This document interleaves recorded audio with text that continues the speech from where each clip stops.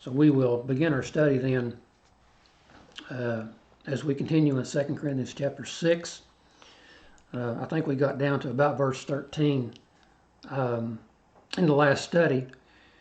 And I wanted to back up and say just a few things here on verses 11 and 12 again, where we come down through this text. And Paul has been contrasting, or not contrasting, but he's been showing the things that he has endured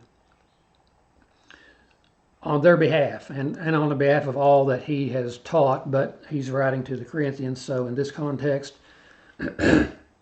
he is pointing out all the things, the hardships and so forth, the persecutions, hungering and so forth that he has endured. And he has done this, as he says in verse 10, he says, as sorrowful, yet always rejoicing, as poor, yet making many rich, as having nothing, and yet possessing all things. And so in verse 11 he says, O ye Corinthians, our mouth is open unto you, our heart is enlarged.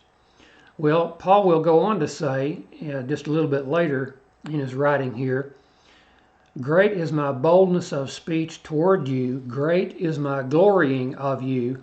I am filled with comfort, I am exceeding joyful in all our tribulation. So again, here's another instance of this where he, like I pointed out previously, when he would say, our light affliction is, which is but for a moment. So this is similar in thought here.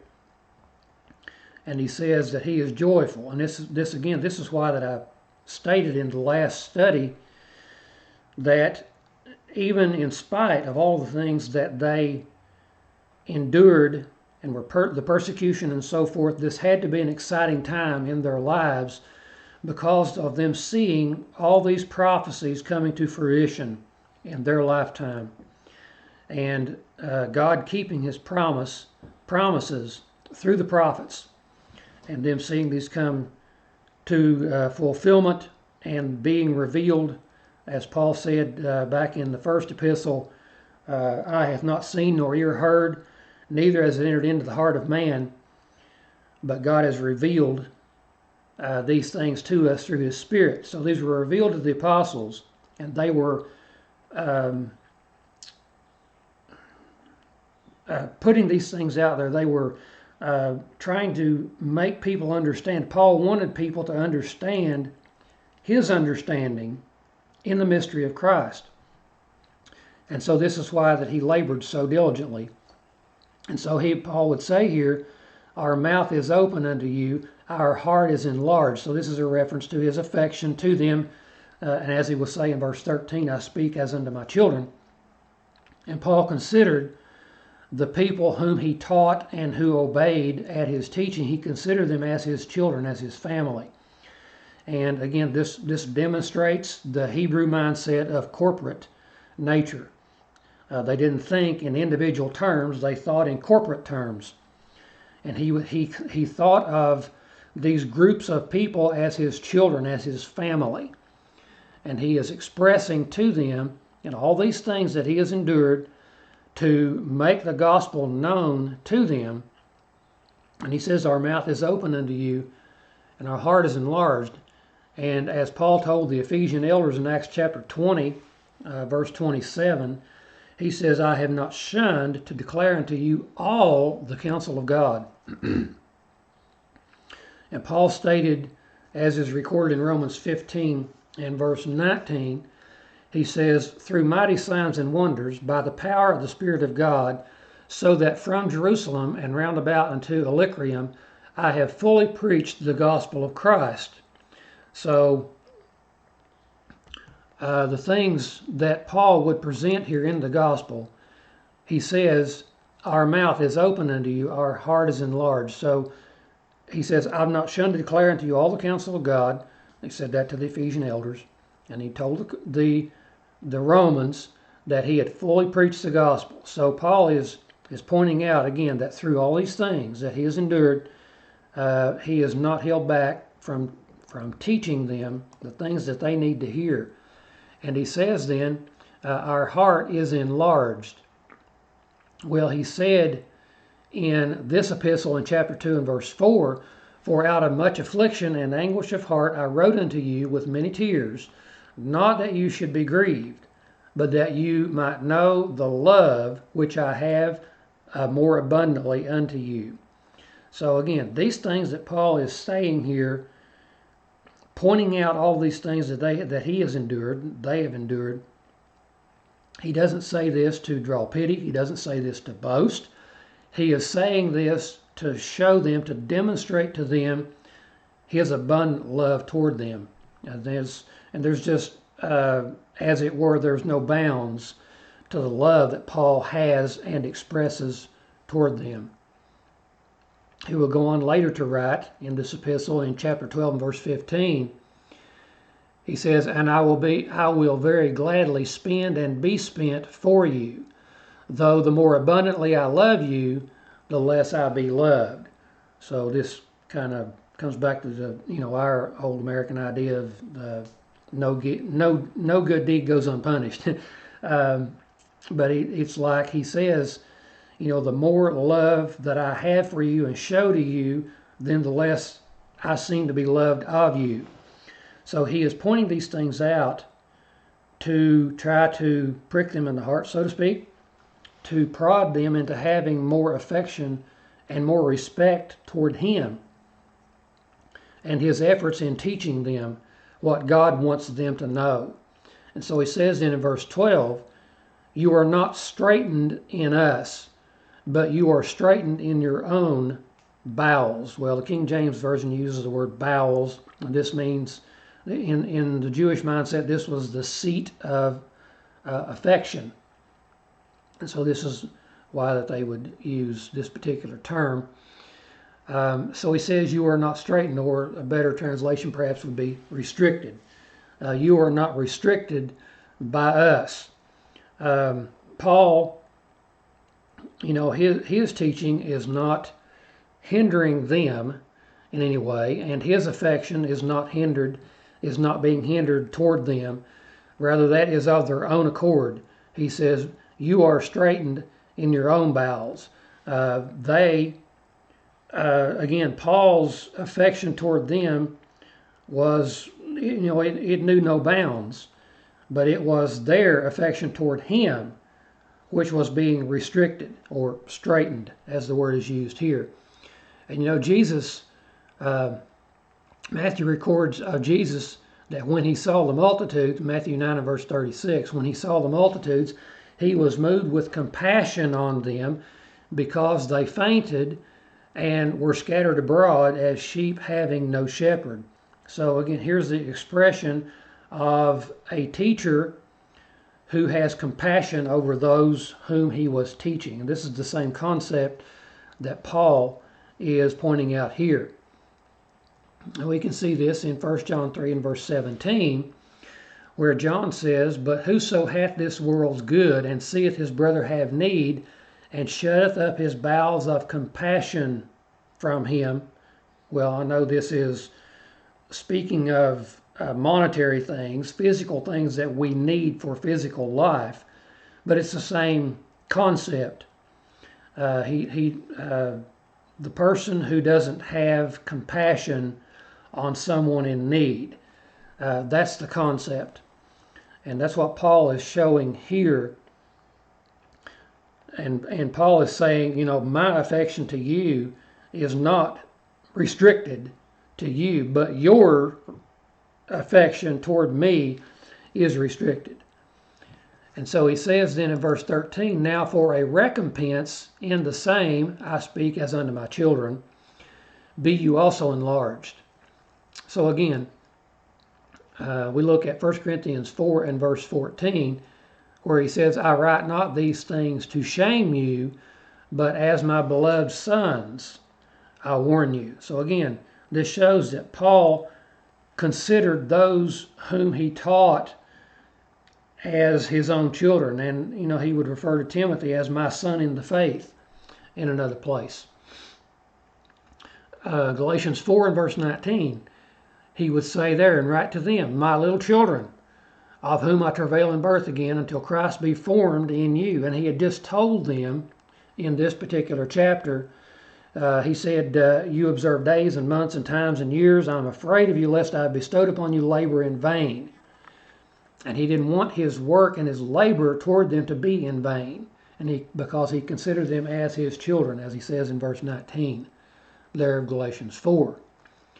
Paul would write to the Thessalonians in 1 Thessalonians 2 and verse 11, and he says, as you know how we exhorted and comforted and charged every one of you, notice, as a father does his children. So again, Paul had this affection toward those whom he loved, toward those whom he had taught, and they would obey the gospel. Then he had this love, this paternal love toward them.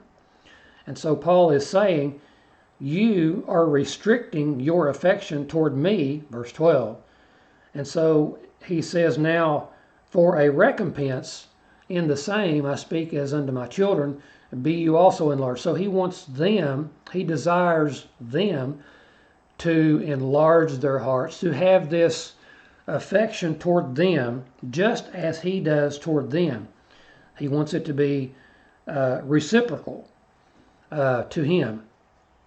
And so he goes on, and then it says in verse 14, be ye not unequally yoked together with unbelievers. For what fellowship hath righteousness with unrighteousness, and what communion hath light with darkness? Well, again, we have to consider what he is saying here in the context of the transition from the Old Covenant to the New Covenant. We have to keep that in mind as we study through this, and that as he is approaching the climax of this section of teaching of the transition from the Old Covenant to the New Covenant. And so he says here, be not unequally yoked together with unbelievers. Well, we can look at some passages in the Old Testament. For instance, in Exodus 34, verse 14 beginning, where it says there, for thou shalt worship no other God, for the Lord, whose name is jealous, is a jealous God, lest thou make a covenant with the inhabitants of the land, and they go a-whoring after their gods, and do sacrifice unto their gods, and one call thee, and thou eat of his sacrifice. And thou take of their daughters unto thy sons, and their daughters go a-whoring after their gods, and make thy sons go a-whoring after their gods.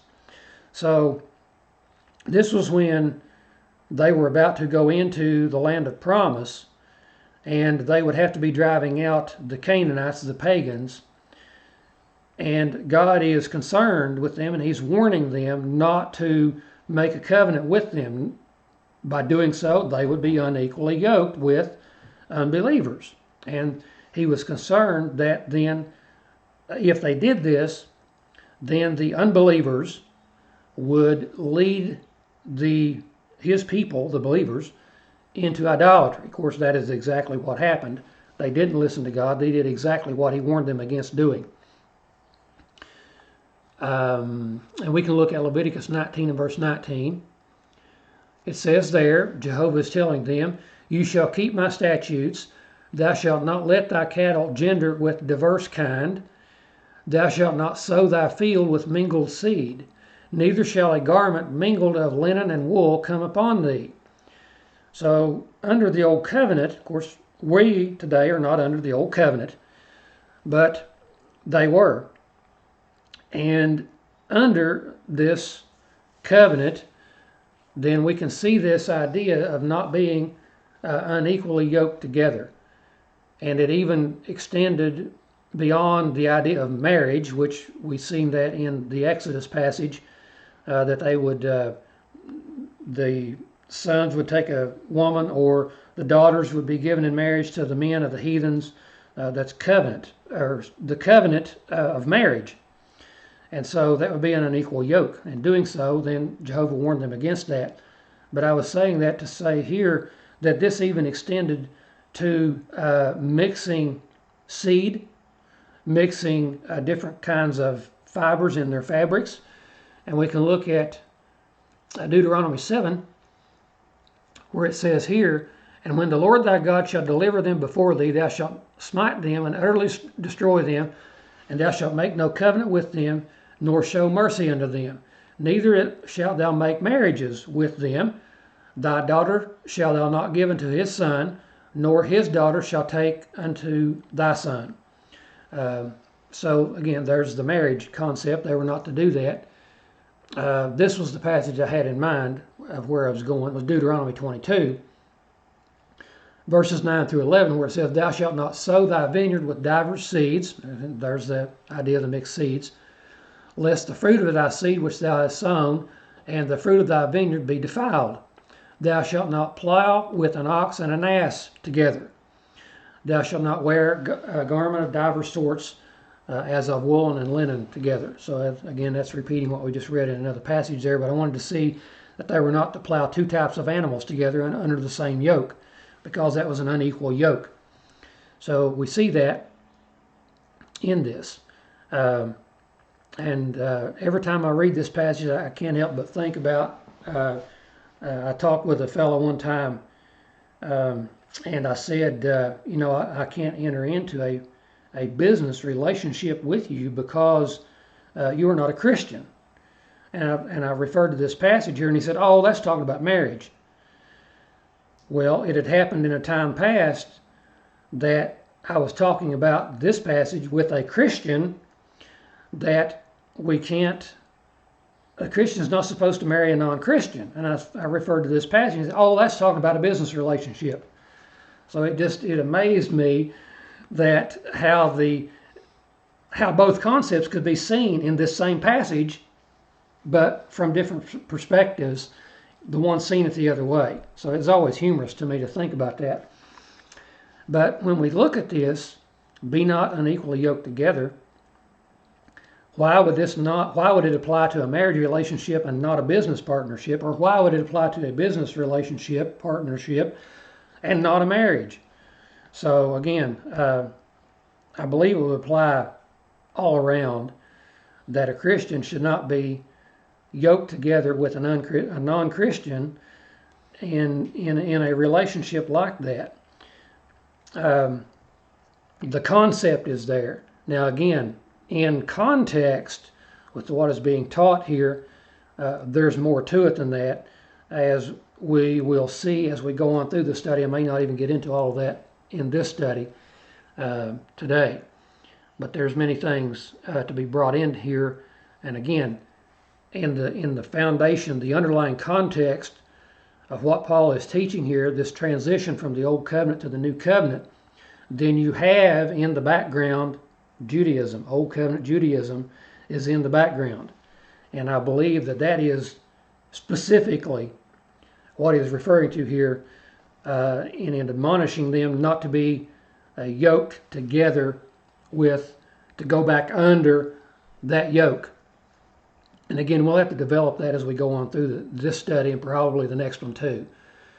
But we want to look at the words of Jesus that we see in Matthew chapter 11, the very familiar passage, where Jesus said, Take my yoke upon you and learn of me, for I am meek and lowly in heart, and you shall find rest unto your souls. For my yoke is easy and my burden is light. We are to be yoked together with our Savior. And that is an equal yoke. That is a light yoke, an easy yoke. And we have to even say that with a grain of salt, because, there are, we think about that. Jesus said, my yoke is easy. But here's Paul, who is just elucidated all these things that he has endured. And even again later in this chapter, he will go through many things that he has been subjected to in personal, physical persecution. But again, Jesus said, my yoke is easy, my burden is light. And Paul would say, for our light affliction, which is but for a moment, works for us a far more and exceeding eternal weight of glory. So this is what we need to be concerned with, is being yoked with the Lord. When we look at Acts chapter 15, what we call the Jerusalem Council, when the when the Judaic teachers were trying to impose the law of Moses on the Gentiles, And Paul and Barnabas came to Jerusalem to confer with James and the apostles and the elders there at Jerusalem about this matter. And they had much deliberation and debate on this subject. I wanted to look at verse 10 in particular just for our thought here, but read the entire chapter. He says here, "Now therefore, why tempt you God to put a yoke upon the neck of the disciples, which neither our fathers nor we were able to bear?" So the question here is, why would we want to put this yoke of bondage of the old law upon the Gentiles? That's the point of what he is making here. Why would we want to do that? And so again, this is why that I say I believe this is what Paul has specifically in mind here when he says not to be unequally yoked together with unbelievers. That would not exclude Gentile, a yoke with Gentile pagans and so forth. But again, what is the content? What's the primary application? That's what we're looking for.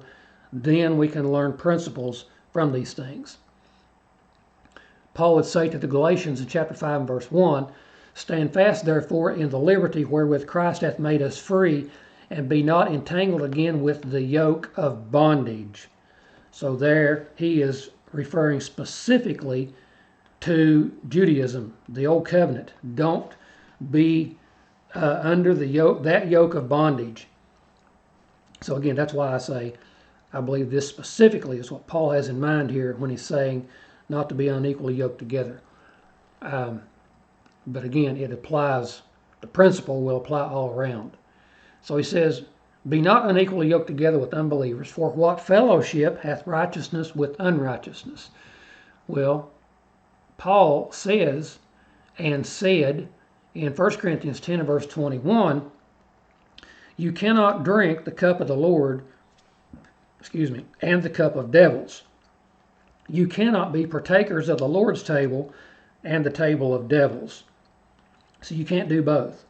So again, this is why I say I believe this is specifically what he has in mind with this being unequally yoked together.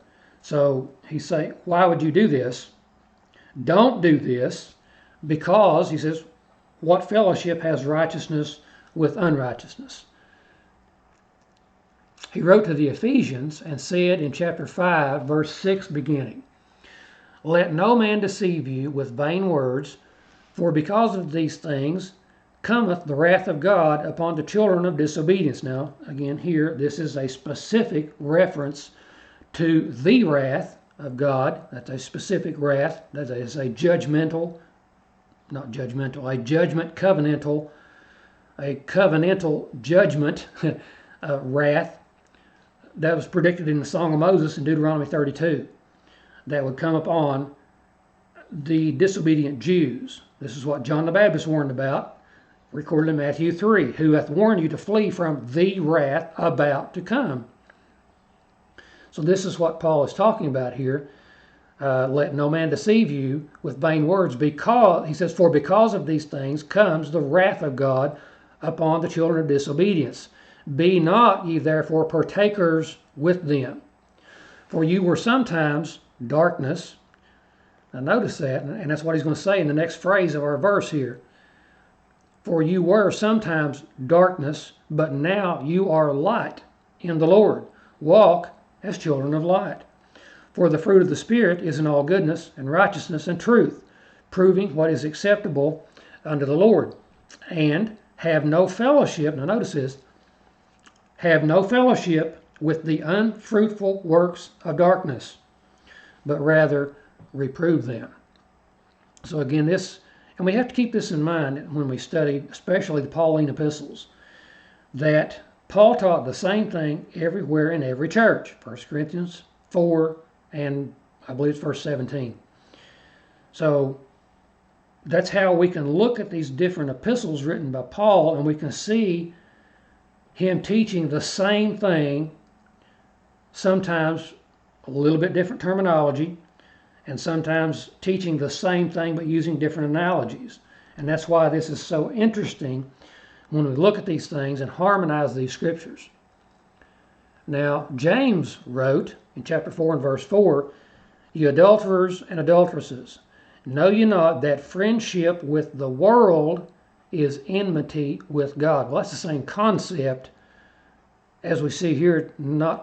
Don't be unequally yoked together with unbelievers. And as we've read from 1 Corinthians 10, you can't drink the cup of the Lord and the cup of devils. You can't be partakers of the Lord's table and the table of devils. As James says here, friendship with the world is enmity with God. Whosoever therefore will be a friend of the world is an enemy of God. So, as Paul says here, he asks the question, rhetorical, for what fellowship hath righteousness with unrighteousness? And what communion hath light with darkness? Well, he wrote to the Romans in chapter 13, and he said, the night is far spent, the day is at hand. And there's a whole lot we could develop there that we're not going to take time to go into, but that is very interesting that Paul would say that. The night, that's darkness, is far spent. It's not completely gone yet, but it's almost gone. And that's referring to the covenant of death, the Old Testament. When you get in the context and read there, and that's what Paul is showing in our text here in Corinthians, the contrast of the Old Covenant, the administration of death, written and engraved in stones, and when he wrote, it is being abolished. We're at that point. It is being annulled. I said abolished, annulled. It is being annulled when you read there in chapter 3 of 2 Corinthians. And he uses the present tense language there over and over and over again throughout that chapter. So Paul says here in Romans 13, the night is far spent, the day is at hand. Let us therefore cast off the works of darkness. Works. How many times does Paul mention the works in the Roman epistle? The works of the law. Cast those things off, he says. Therefore cast off the works of darkness, and let us put on the armor of light. Let us walk honestly as in the day, not in rioting, not in drunkenness, not in chambering and wantonness, not in strife and envying. And so Paul would write to the Ephesians. And we just read verse 14, where he said, and have no fellowship with the unfruitful works of darkness, but rather reprove them. And we'll go on. He says, for it is a shame even to speak of those things which are done of them in secret. But all things that are reproved are made manifest by the light. For whatsoever doth make manifest is light. Wherefore he saith, awake thou that sleepest, and arise from the dead. Now just notice that, and let that permeate just a little bit what Paul says here. And the text is parallel to what we're studying here in 2 Corinthians 6. Have no fellowship with the unfruitful works of darkness, reprove them, put on the armor of light, and so forth. And he says here, wherefore he saith. Now see, when Paul says that, he's quoting from the Old Testament. And he's bringing the Old Testament context of something into the minds of the readers. And he says, wherefore he saith, awake thou that sleepest, and arise from the dead. Well, what would that be? That'd be resurrection, wouldn't it? Awake thou that sleepest. And Paul is writing, to living, breathing human beings. Why would he tell them to be resurrected if our previous concept of the resurrection in our future is true? Why would he write to them and tell living, breathing Christians, and even those not obeyed yet, awake thou that sleepest and arise from the dead, and Christ shall give thee light. So I mean, this is just, when we stop and think about what these men are writing, it's just amazing when we see this. Now, I'm trying to find where Ephesians 5, and I quoted from verse 14. That's what I was looking for. Verse 14, Paul says, wherefore he saith. Okay, as I said, he's quoting from the Old Testament. And he's quoting from Isaiah 51. Isaiah 51:3, where the prophet said, "For the Lord shall comfort Zion." Now notice the context of Isaiah 51. "For the Lord shall comfort Zion. He will comfort all her waste places, and he will make her wilderness like Eden." Now think about that. He will make her wilderness like Eden, the Garden of Eden. You see, when Adam sinned, he was cast out of the garden. But there was this prediction that was going to be restored.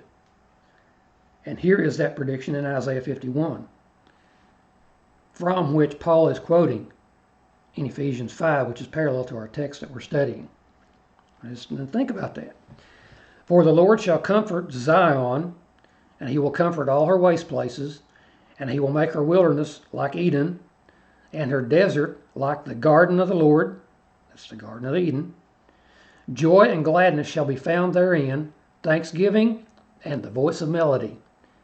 And this is, you need to read the whole chapter, and actually the next chapter of Isaiah, chapter 52, to see all of it, which I don't have time to go through all of it in this period of study here. But we're going to hit just a few verses here. We'll go to verses 6 through 9,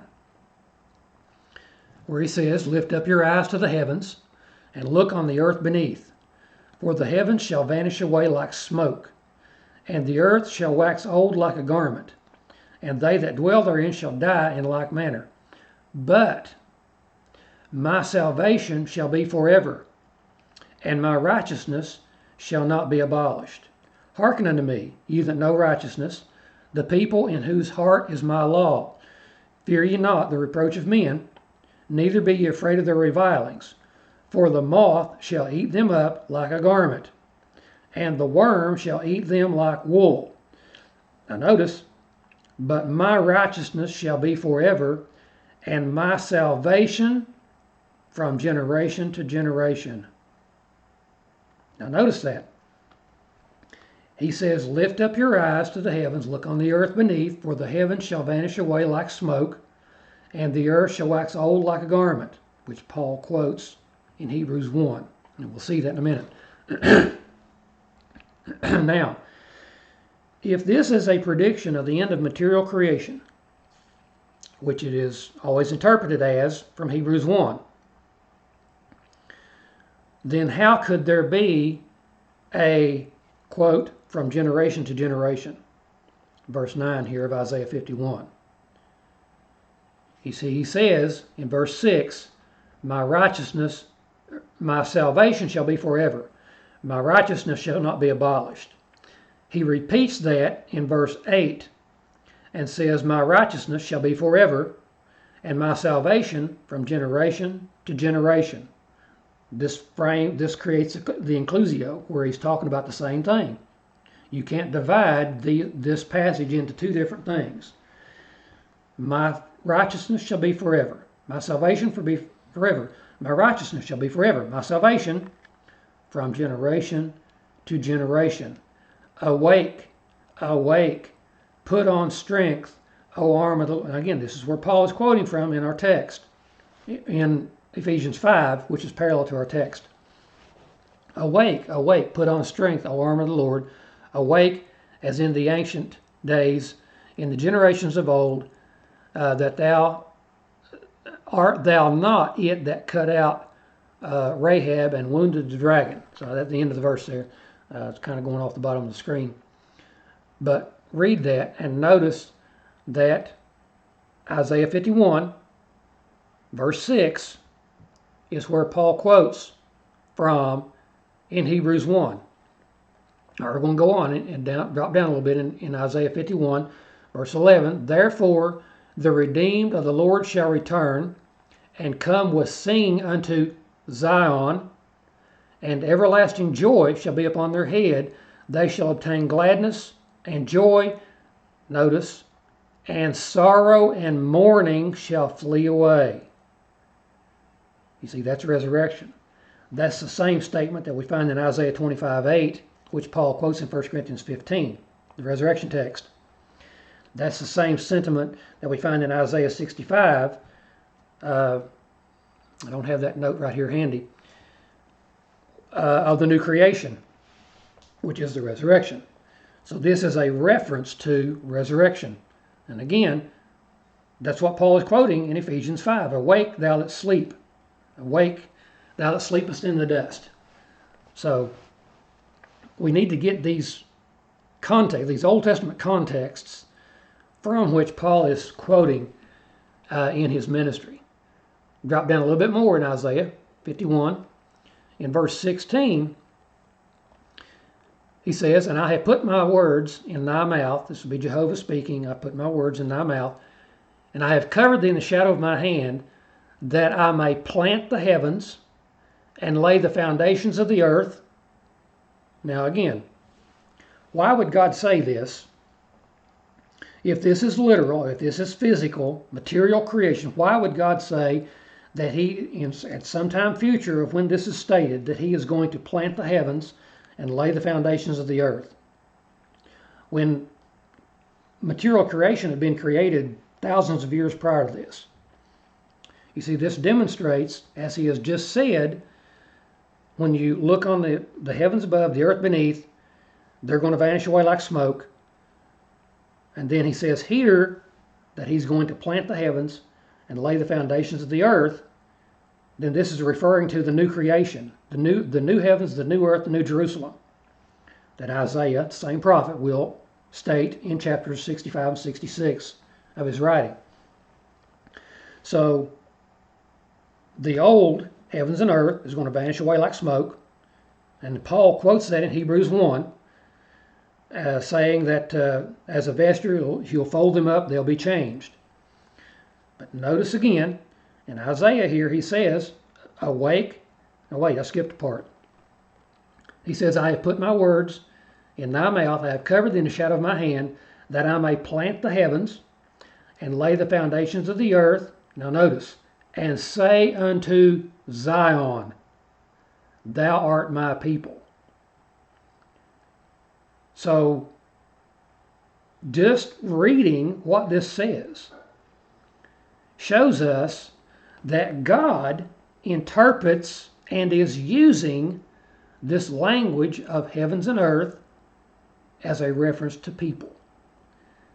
That I may plant the heavens and lay the foundations of the earth and say unto Zion, thou art my people. And what did Paul say in Hebrews 12? You are not come to the mount that might be touched, but you are come to Mount Zion, to the city of the living God, to an innumerable company of angels, to the church of the firstborn, and so on. Okay, now, in Isaiah here, he says, that I may plant the heavens, lay the foundations of the earth, and say unto Zion, thou art my people. And here it is again. Awake, awake, stand up, O Jerusalem. And again, Paul is quoting from this chapter, the context of this chapter in Ephesians 5, when he says, awake, thou that sleepest, and arise from the dead. And I'm running out of time. There's so many more things here that we can pull into this. Isaiah 51 is parallel to Psalms 102. And I don't have time because it'd make the study probably an hour and a half, and we can't do that. But study this. Study Isaiah 51 parallel with Psalms 102, particularly where the psalmist said and talks about there the people that God would create. And we have the same iteration of the heavens will vanish away like smoke. And again, where Paul is quoting from in Hebrews chapter 1, verses 10 through 12.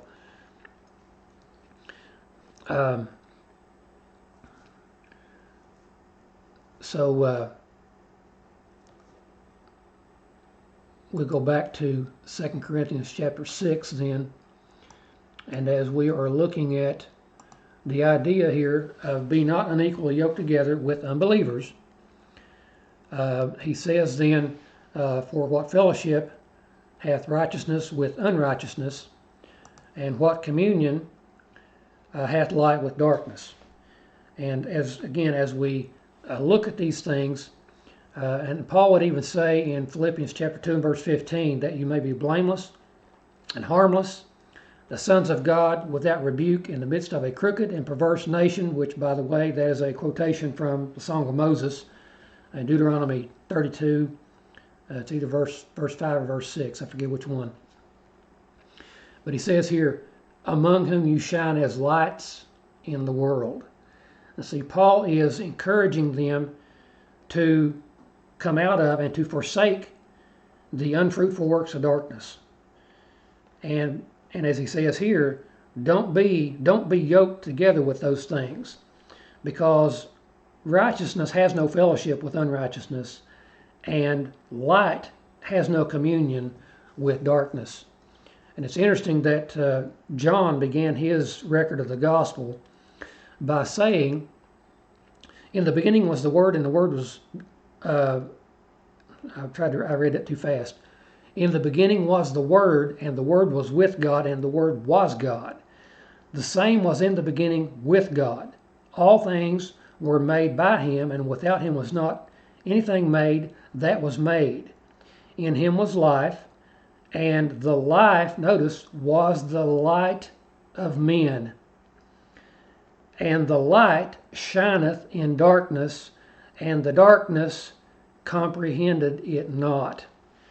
So in Christ was life. Well, Jesus said, I am the resurrection. That's what he told Martha. I am the resurrection and the life.